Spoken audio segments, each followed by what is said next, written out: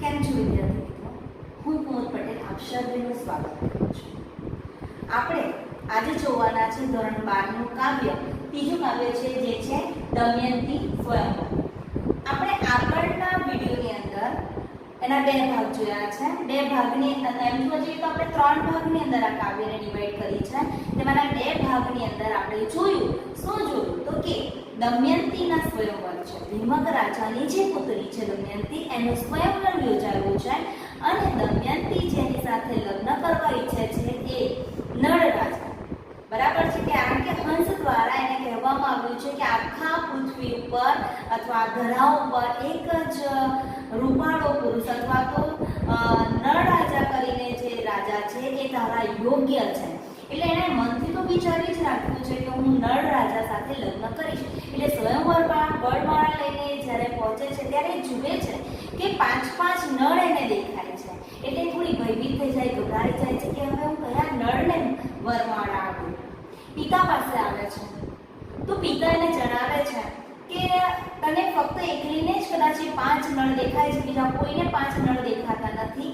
કદાચ એ દેવતાઓ હોઈ શકે જે તારી સાથે લગ્ન કરવા ઈચ્છે છે, માટે અહીંયા આવ્યા હશે એવું જણાવે છે. અને કીધું છે એક ઉપાય બતાવ્યો, રસ્તો બતાવ્યો કે તું ઓળખી શકે કેવી રીતે દેવતાઓને, તો કે એમના સ્વચ્છ વસ્ત્રો હશે, એમના આંખના પલકારા ન મારે, અને એમ કહે છે કે આકાશ તરફ મુખ કરીને ઊભા હશે એ દેવતાઓ હશે. આટલું સાંભળીને તરત જ દમયંતી ક્યાં જાય છે? પેલા નળ રાજા જ્યાં ઉપસ્થિત છે ત્યાં જાય છે. નળ રાજાને ઓળખી કાઢે છે. પરંતુ ત્યાં થાય શું છે કે જે 4 દેવતાઓ છે ઇન્દ્ર, અગ્નિ, વરુણ અને યમ, એકબીજાની આગળ આવીને પોતાની દમયંતીને કહે છે કે હું નળ રાજા છું, લાવ મને વરમાળા પહેરાવીને પોતાના કંઠને એ આગળ કરે છે. હવે થાય શું છે કે ત્યારે પણ દમયંતી ગભરાઈ જાય છે. એટલે બધા એકબીજાને શ્રાપ આપે છે. એનાથી આખા સભામાં એ હસીનું પાત્ર થાય છે. ઇન્દ્રને આ વાતનો ખ્યાલ આવે છે એટલે તરત એ લોકો એકબીજાના શ્રાપને ફોક કરે છે. આ જ્યારે બધી વાત ચાલે છે ત્યારે દમયંતી એમને એમના પિતાનું નામ પૂછે છે. નામ પણ એક જ નીકળે છે. અને તે સમયે નારદજી ઇન્દ્રાણી સહિત 4 દેવતાઓની નારને લઈને ત્યાં હાજર થાય છે. ત્યાં દેવતાઓને પણ લાગે છે કે આ નક્કી આ કામ નારદનું છે. અને તે સમયે ઇન્દ્રાણી અને 4 દેવતાઓની જે નારી છે એ નારીને જોઈને દમયંતી કહેવા લાગે છે કે તમે તો મારા પિતા સમાન છો, હું તમારી પુત્રી સમાન છું. એટલે આ બધી વાત કરે છે ત્યારે દેવતાઓને રિયલાઇઝ થાય છે અને એ લોકો પોતાના પ્રત્યક્ષ રૂપમાં હાજર થાય છે અને નળ રાજાને વરદાન આપે છે. હવે એક દેવ, અહીંયા 4 દેવ છે, 4 દેવ 4 વરદાન, 2 વરદાન આપે છે. એટલે કુલ મળીને ત્યાર પછી 8 વરદાન નળ રાજાને મળે છે. અને ત્યારબાદ દમયંતીને પણ એક વરદાન મળે છે કે તારા હાથ અમૃત સવ્યા થજો. એટલે કે તું કોઈ પણ મૃત વ્યક્તિને સ્પર્શ કરીશ તો તું એને જીવનદાન અથવા તારા હાથ થકી એને જીવનદાન મળશે. આટલું કહી ત્યાં ઉપસ્થિત બધા એમની આપતા સ્વાગતા કરે છે દેવોની, અને વિમાનમાં બેસીને એ સ્વર્ગ તરફ જાય છે. અને ત્યાર પછી તરત જ હરખાઈ ગયેલી દમયંતી નળ રાજાને વરમાળા આરોપે છે. આપણે અત્યાર સુધીની આટલી કવિતાને જોઈ છે, આખ્યાન ખંડને જોયો છે. હવે પછી શું થાય છે એ આપણે હવેના કાવ્યમાં જોવાનું રહે છે. તો ચાલો મિત્રો હવે આપણે આગળની કાવ્યને જોઈએ. તો જો અહીંયા શું કીધું છે? સાધુ રાજા સર્વ રહ્યા અવ દેખવા ઉઠીને ગયા, વર કન્યા પરણિયા રીત કરી, ભીમકે પહેરામણી ભલી ભરી. હવે અહીંયા શું કહે છે? સાધુ રાજા સર્વ રહ્યા. હવે દેવતાઓ વિમાનમાં બેસીને સ્વર્ગે પહોંચી ગયા. દમયંતી હરખાઈને નળના ગળામાં વરમાળા આરોપે છે. પછી ત્યાં સભા મંડપમાં કોણ રહ્યું? તો સાધુ રાજા સર્વે રહ્યા અદેખા. એટલે જે લોકોને ગમતું નથી એવા લોકો ત્યાં અદેખા, અહીંયા શબ્દ આપ છે અદેખવા. એટલે અદેખા જે લોકો છે તે ઉઠીને ત્યાંથી જતા રહે, જેને નથી ગમતું તે ઊભા થઈને જતા રહ્યા છે. વર કન્યા પરણિયા રીત કરી. હવે શું કહે છે? ત્યારબાદ દમયંતી ને નળ રાજા જે છે રીત કરી એટલે કે વિધિ સાથે, વિધિ સહિત એ લોકો ત્યાં લગ્ન થાય છે.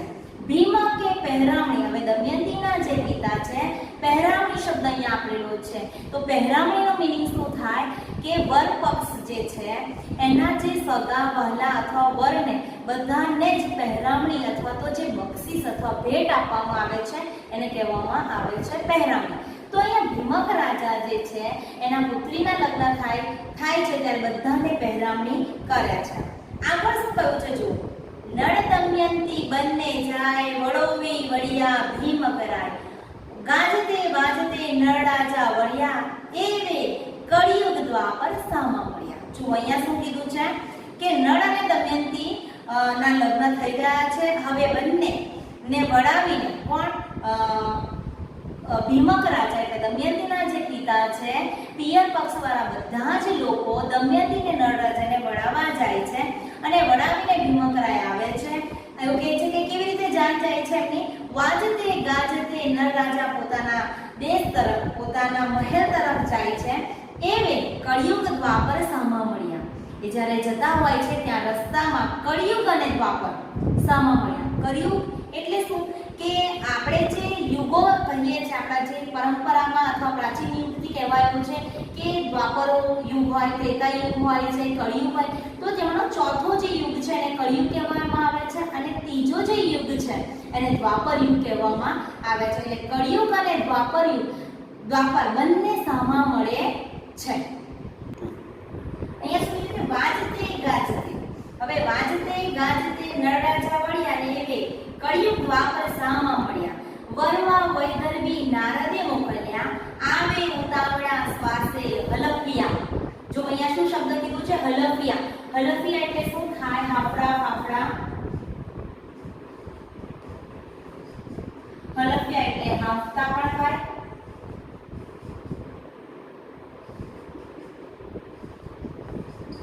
હાફડા ફાફડા. હવે અહીંયા શું કીધું છે કે કળિયુગ અને દ્વાપર યુગ એટલે સામે મળે છે. તો નારદે એમને મોકલ્યા છે કોની સાથે લગ્ન કરવા માટે, તો દમયંતી સાથે લગ્ન કરવા માટે મળે છે. એટલે લોકો બહુ જ ઉતાવળા આવી રહ્યા છે. ક્યાં, તો દમયંતી સ્વયંવર જ્યાં ભીમક રાજાએ યોજ્યો છે ત્યાં આવી રહ્યા છે. એટલે એમના શ્વાસ પણ હાફે છે. અથવા અહીંયા હાફલિયા જે શબ્દ વાપરેલો છે કે બહુ ઉતાવળે આવી રહ્યા છે એટલે હાફલિયા હલફાયાનો શબ્દ મીનિંગ એવો થશે હાફતા હાફતા અથવા તો હાફડા ફાફડા બંને થઈ શકે છે. ઓકે, શું કીધું, કોણ આવે છે, કળિયુગ અને દ્વાપર યુગ. જોજો, બેઠો મહર્ષિ ઉપર કળી કાળ, કંઠે મનુષ્યના શિશની વાળ, કરવા કાતું લો શણગાર, શિશ સગડી ધીકે અંગાર. જુઓ અહીંયા આપણે વર્ણન કરેલું છે કળીકાળ. કળીકાળ કેવા દેખાય છે એનું વર્ણન આપણને અહીંયા બતાવેલું છે. બેઠો મહિષ. મહિષ એટલે શું થાય, જો મહિષ એટલે થાય પાટ, બરાબર છે. પછી આ શબ્દ વાપરેલો છે કળીકાળ. કળીકાળ એટલે શું થશે, કળિયુગ. પછી અહીંયા કીધું છે શિશની. શિશ એટલે થશે માથું. માળ, અહીંયા શબ્દ આપેલો છે માળ એટલે થશે માળા. શું થશે, માળા. પછી અહીંયા કીધું છે કાતું. હવે અહીંયા કાતુંનો મીનિંગ શું થાય,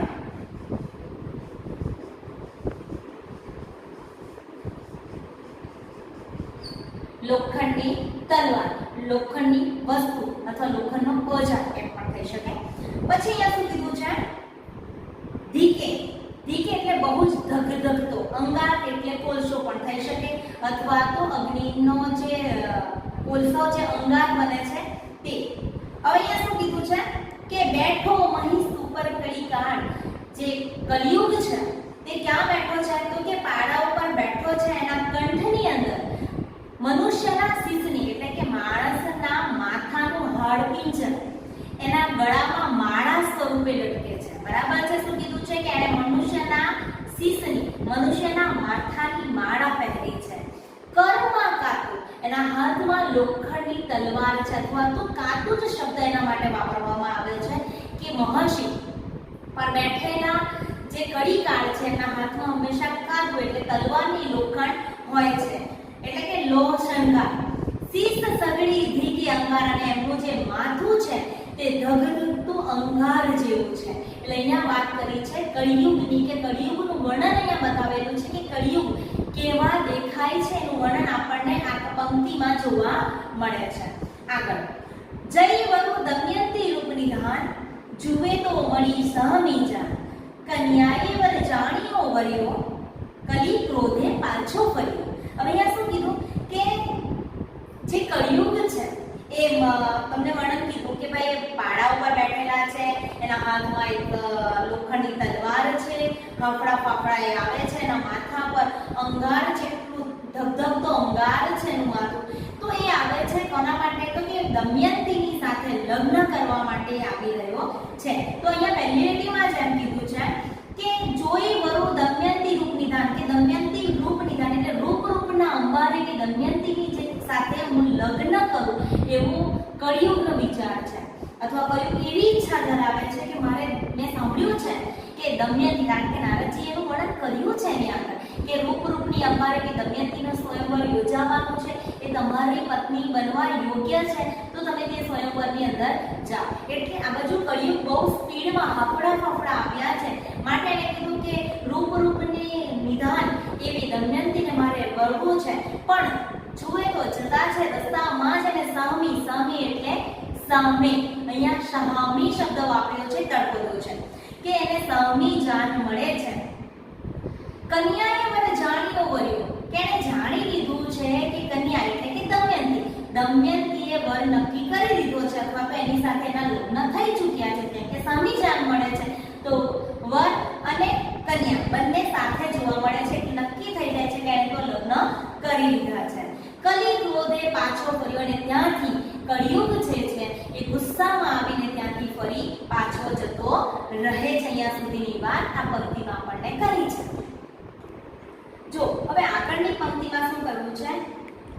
જો નડી હું પરણવા દીધો નહીં, તો આજથી લાગુ પૂથે થઈ, નર રાજા આવ્યો પૂર વિશે, કર રાજ્ય નારી શું સુખે. હવે અહીંયા શું કીધું છે કે અહીંયા કળિયુગ પાછો તો ફર્યો, પણ મનની અંદર એનો ગુસ્સો જે છે માટે બોલે છે કે જો નળે હું પરણવા દીધો નહીં, નળ રાજાએ મને દમયંતી સાથે લગ્ન થવા દીધા નથી, તો આજથી હું એની પાછળ લાગી જઈશ. કળિયુગ શું કહે છે કે આજથી હવે એનો વિનાશ કરવો એ મારું ધ્યેય છે. કેમ? તો કે ભાઈ એના લગ્ન દમયંતી સાથે નળના લીધે થયા નથી, માટે કળિયુગ આવો વિચારે છે કે આજથી હવે મારે એની પાછળ લાગી જવું. આજથી લાગુ એટલે લાગી જવું, પૂથે એટલે પાછળ. હવે અહીંયા નળ રાજા છે, એ નળ રાજા આવ્યો પૂર વિશે, એ પોતાના નગરમાં જ્યાં લઈને આવે છે, અને એમ કહેવાય છે કર રાજ્ય નારી સુખે, અને એમ કહેવાય છે કે એના રાજ્યમાં એ પોતાની પત્ની સહિત સુખેથી જીવન વ્યતીત કરી રહ્યો છે. આગળ શું કીધું છે જુઓ, ભોગવે ભોગ નાના વિધ પેર, સ્વર્ગનું સુખ પામે ઘેર, પ્રભુ પત્નીને વધ્યો પ્રેમ, સાચવે તે બહુ સત્યને. હવે અહીંયા જુઓ એમના સંસારની વાત કરી છે કે ભાઈ નળરાજા જ્યારે નગરમાં આવે છે, પોતાની પત્ની સહિત અને પોતાની પત્ની સહિત સુખેથી જીવન જીવે છે. પછી એમ કીધું છે કે ભોગવે ભોગ નાનાવિધ એટલે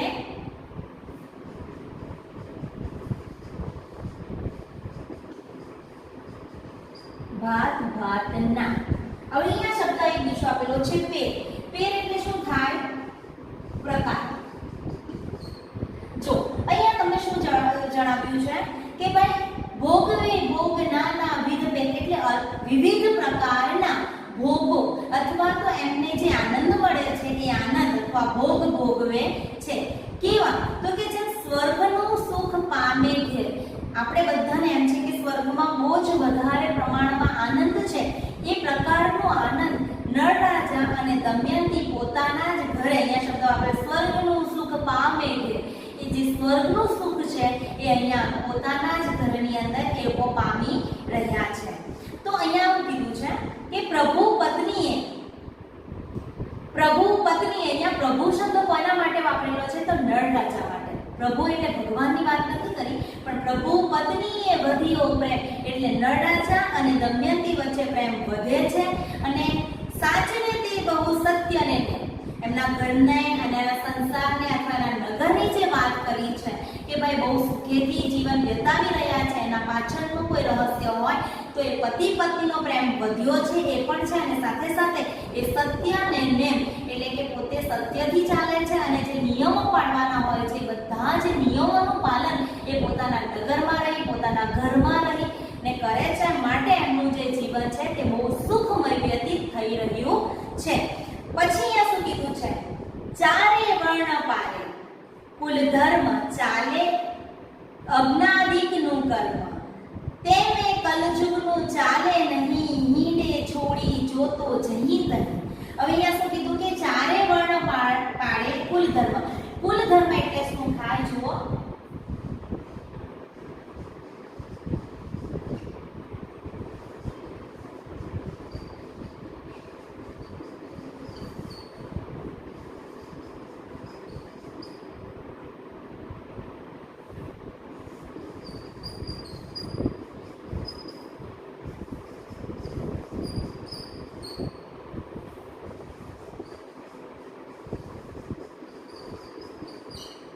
ચાલો અહીંયા કીધું છે કે કુલ ધર્મ એટલે વંશ પરંપરાથી ચાલી આવેલા વિશિષ્ટ ધર્માચાર. એટલે કે જે કુળ પરંપરા છે એ કુળ પરંપરા પ્રમાણે એ લોકોના પૂર્વજોથી માંડીને જે રીતે યજ્ઞ આદિનું કાર્ય થતું રહે છે એ નળ રાજા પણ પોતાના રાજ્યની અંદર કરી રહ્યા છે, પોતાના ઘરે કરી રહ્યા છે. એટલે કે ચારે વર્ણ પાડે, ચારે વર્ણમાં જે પ્રમાણે કુલ ધર્મ એટલે કુળ ધર્મમાં જે વિશિષ્ટ પ્રકારના ધર્મ આચરણ છે એનું પાલન એ લોકો કરી રહ્યા છે. પછી બીજું કીધું છે અને સાથે સાથે યજ્ઞાદિકનું કર્મ, યજ્ઞ હવન કથા જે કાંઈ કરવાનું હોય છે બધું જ નળ અને દમયંતી પોતાના કુળ ધર્મને ધ્યાનમાં રાખીને કરી રહ્યા છે. તે સમય કહે છે તેમે કલયુગનો ચાલે નહીં, કારણ કે જ્યાં ધર્મ યજ્ઞ આદિ હવન કથા જ્યાં ચાલે છે ત્યાં કળિયુગ નું કાંઈ જ ચાલતું નથી. કહેવાય છે ને કે કળિયુગને બીજાના શરીરમાં પ્રવેશ કરવો હોય ને તો આપણું મન કાં ખરાબ હોવું જોઈએ, કાં આપણા થોડા વિચલિત હોતા હોવા જોઈએ, અથવા આપણે કદાચ ધર્મના માર્ગે ન હોઈએ તો કળિયુગ આપણા અંદર તરત જ પ્રવેશ કરી શકે છે. પણ અહીંયા કળિયુગને અથવા કહેવાય ને કે રાજા સાથે ને બદલો લેવો છે નળ રાજા સાથે, પણ એ કોઈ પણ રીતે, કારણ કે એ બહુ સત્યથી ચાલે છે, નિયમોનું પાલન કરે છે, પૂર્વની જે પરંપરા છે એને સાચવે છે, યજ્ઞ આદિના કર્મો કરે છે. માટે એમ કહેવાય છે કે કળિયુગનું કશું ચાલતું નથી. એ જ્યાં ત્યાં ફક્ત ફાફા મારે છે. કોને બદલો લેવા માટે? નળ રાજા સાથે બદલો લેવા માટે એ ફાફા મારી રહ્યો છે, પણ કશું એનું ચાલી શકતું નથી. હવે આગળની પંક્તિમાં આપણને શું કહ્યું છે જુઓ. નગર કૂથે પેરા બહુ ખાય પણ સત્ય આગળ પ્રવેશ ન થાય, સહસ્ત્ર વર્ષ વહીને ગયા દમયંતીને બે બાળક થયા. હવે અહીંયા શું કીધું કે જે કલિયુગ છે, કલિકાલ છે, એ શું કરે છે એના નગરની આજુબાજુ, કોના નગરની આજુબાજુ? તો નળ રાજાનું જે નગર છે, જે રાજ્ય છે એની આજુબાજુ એ બહુ ફેરા ખાય છે કે ક્યાંક એવો મોકો મળે કે જેના થકી હું નળ રાજાના શરીરમાં પ્રવેશ કરું, એની બુદ્ધિને ભ્રષ્ટ કરું, કે જેનાથી હું એનો બદલો લઈ શકું. પણ ઘણા પ્રયત્ન કરે છે પણ એમાં એ સફળ થતો નથી. પણ કેમ નથી થતો? તો એ સત્ય વચન છે અથવા સત્યવાદી કોણ છે? નળ રાજા. બીજું કે ઈશ્વરને આરાધ્ય કરે છે, યજ્ઞ આદિ કર્મો કરે છે અને સત્યના નિયમની સાથે હંમેશા ચાલે છે. માટે એ શબ્દ પણ આપ્યો છે કે સત્ય આગળ પ્રવેશ ન થાય, કે જ્યાં સત્ય હોય ત્યાં જૂઠું અથવા તો ખરાબ વસ્તુ પ્રવેશ કરી શકતું નથી. તો અહીંયા પણ આ વસ્તુ જોવા મળે છે. પછી આગળ શું કીધું છે કે સહસ્ત્ર વર્ષ વહીને ગયા. સહસ્ત્ર શબ્દ વાપરેલો છે. સહસ્ત્ર એટલે શું થશે? સહસ્ત્ર એટલે થશે 1000 અથવા તો હજારો વર્ષ. ઓકે, અહીંયા વર્ષ શબ્દ આપેલો છે તળપદો, એટલે અહીંયા લખી દઉં વર્ષ. બરાબર છે. પછી બીજું કીધું છે વહીને ગયા, એટલે કે 1000 વર્ષો વીતી ગયા.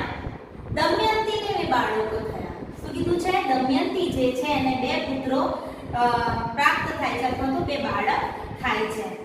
જુગ્મ બાલક સંગાથે પ્રવશ્યા, પુત્ર પુત્રી રૂપે અભિનવા, નળ દમયંતી હરખે ઘણું બાળક વડે શોભતું આવ્યું. હવે અહીંયા શું કીધું છે? જુગ્મ શબ્દ આપેલો છે. જુગ્મ એટલે શું થશે? જોડકા અથવા આપણે જોડિયા પર શબ્દ વાપરીએ છીએ કે એમને જોડકા બાળકો સંગાથે શબ્દ વાપરેલો છે. જો જુગ્મ બાલક સંગાથે પ્રસવ્યા, પ્રસવ્યા એનો મીનિંગ થશે જન્મ્યા, અને સંગાથે એટલે થશે સાથે. એમને બે બાળકો સાથે જન્મે છે, એક પુત્રી છે અને એક પુત્ર છે. બંને બહુ સુંદર રૂપાળા છે એવું અહીંયા કીધું છે. નળ દમયંતી આ જોઈને હરખે છે, તે ખુશાલ છે. એમનું જે પરિવાર છે તે અહીંયા પૂર્ણ થાય છે, હરખ ગેલા છે. બાળક વડે એમનું આંગણું કેવું થાય છે, શોભાયમાન છે. કે બાળકના કિલકિલાટથી અથવા તો એમના અવાજથી આખા ઘરની અંદર એક આનંદની અનુભૂતિ વ્યાપી ગઈ છે એવું આ પંક્તિમાં કહે છે. આગળ શું કીધું? એક દિવસ નળ ભૂપાળ મંગાવ્યું જળ, થયું સંધ્યાકાળ, રહી પાણી કોરી ધોતા પાત્ર, કલજુગ પામ્યો વ્યથાનો લાગ. એક વખત એમ થાય છે કે નળ રાજા પાસેથી બહારથી આવે છે અને રાજાએ પગ ધોવા માટે ભૂપાળ શબ્દ આપેલો છે, નળ ભૂપાળ. નળ ભૂપાળ એટલે નળ રાજા. તો નળ રાજાએ જળ મંગાવ્યું, જળ એટલે પાણી મંગાવ્યું, અને તે સમય સંધ્યાકાળ થયો હતો. એટલે સંધ્યાકાળ એટલે સાંજનો સમય હતો. અને પગ ધોતા ધોતા એમની જે પાની છે, પાની એટલે પગનો જે પાછળનો ભાગ છે, એ પગનો પાછળનો ભાગ કોરો રહી જાય છે. ત્યાં પગ બરાબર ધોવાતા નથી, એટલા ભાગ કોરો રહી જાય છે. એટલે અહીંયા કીધું છે કલજુગ પામ્યો પેઠાનો લાગ. આટલું જોઈને કળિયુગ જે છે કે પેલી જે કોરી પાની રહી જાય છે ત્યાંથી એ શું કરે છે કે એને લાગ મળી જાય છે. ક્યાં જવાનો? તો નળ રાજાના શરીરની અંદર પ્રવેશ કરવાનો લાગ પેલા પગની કોરી પાણીની અંદરથી મળી જાય છે. અહીંયા શું કીધું છે? સંધ્યાવદને કીધું રાજન પ્રવેશે કરીનો દેહ સ્થાન, ત્વમ સેજવા સુતા ભૂપાલ સર્વગે વ્યાપ્યો કરીકાર. હવે અહીંયા કીધું છે સંધ્યાવદન કરી, પ્રભુ ભજન કરી અને રાજન, રાજન એટલે રાજા, પ્રવેશ કરીનો તે સ્થાન એટલે જે કલિયુગ છે એણે પગની પાણીથી પ્રવેશ કર્યો. તો હવે શું કહે છે? જ્યાંથી તે સ્થાન એટલે કે પગની પાણીથી એણે જે પ્રવેશ કર્યો છે, તમ સેજિયા સુતા ભૂપાલ, ને રાજા જે છે સેજવા, સેજવા એટલે શું થશે? એટલે પથારી. શું કીધું છે? સેજવા એટલે અહીંયા આપેલું છે પથારી. હવે સુતા ભૂપાલ, ભૂપાલ એટલે રાજા. સર્વગે વ્યાપ્યો કલિકાલ, જેમાં એ પથારીમાં સૂવે છે કોણ? તો કે નળ રાજા. કે તરત જ સર્વગે વ્યાપ્યો કલિકાલ એટલે એમના શરીરના દરેક અંગે અંગમાં કલિકાર પ્રવેશ કરી લે છે. એટલે શું કીધું કે સંધ્યાવદનનો સમય હતો, રાજાએ જળ મંગાવ્યું, એમના પગની પાની થોડી થોડી રહી ગઈ. પગ ધોતા ધોતા તેમાંથી એ લાગ જોઈને કલિકાર એમના શરીરમાં પ્રવેશ કરે છે સંધ્યાવદન કરીને. જ્યારે નળ રાજા શું કહે છે? પથારીમાં સૂતા કે કળિયુગ એના આખા શરીરની અંદર અથવા તો આખે અંગની અંદર પસરી જાય છે. પછી આ વલણ આપેલું છે. વલણનો મીનિંગ શું થાય? ખાસ ધ્યાન આપજો વિદ્યાર્થી મિત્રો કે વલણ એટલે કે હવે પછી ના આખ્યાનની અંદર અથવા તો આગળની કૃતિમાં શું કહેવા માંગ્યું છે એ આપણને આ બે વલણની અંદર આપણને બતાવવામાં આવે છે. જોજો, કલિકાલ વ્યાપ્યો રાયને, ભ્રષ્ટ થયો નૈષદનો ધણી રે, વડે હવે વડનું પિતરાઈને કલી ચાલ્યો પુષ્કર ભણી રે. અહીંયા શું શબ્દ આપ્યો છે કે કલિકાલ જો રાજાના શરીરના અંગે અંગમાં પ્રવેશી ચૂક્યો છે, એના કારણે શું થયું છે? નળ રાજાની જે બુદ્ધિ છે એ કેવી થઈ છે? ભ્રષ્ટ થઈ છે. એટલે નૈષદનો ધણી શબ્દ કેવો વાપરેલો છે? નૈષદનો ધણી એટલે નળ રાજા છે એની બુદ્ધિ ભ્રષ્ટ કરી છે. કોણે? તો કે કળિયુગે એની બુદ્ધિને ભ્રષ્ટ કરી છે. હવે કળિયુગ વિચારે છે કે હવે હું મારો બદલો લઈશ. કઈ રીતે લઈશ? તો એમનો જે પિતરાઈ ભાઈ છે પુષ્કળ, એનો પિતરાઈ ભાઈ છે, એની સાથે હું નળ રાજાની લડાઈ કરાવું, યુદ્ધ કરાવું. આ રીતે કલી જે છે એ કોની લઈ જાય છે? નળ રાજાને પોતાની બુદ્ધિ થકી એના ભાઈ સાથે લડાવવા માટે લઈ જાય છે. અહીંયા વલણ પૂરું થાય છે અને અહીંયા આપણી કાવ્ય પણ પૂરું થાય છે. જો વિદ્યાર્થી મિત્રો આ ત્રણ ભાગની અંદર દમયંતી સ્વયંવર કાવ્યની વિગતે આપણે ચર્ચા કરી, સમજૂતી મેળવી, તો વિદ્યાર્થી મિત્રો મને લાગે છે કે આખ્યાન ખંડની અંદર તમને બરાબરની સમજ અથવા તો જે માહિતી તમને જોઈતી ત્યાં કાવ્યને અનુલક્ષીને વ્યાકરણથી લખીને જે શબ્દાર્થ છે એ બધાની માહિતી તમને મળી હશે. તો હવે ફરી આપણે મળીશું નવા વિડીયો સાથે. ત્યાં સુધી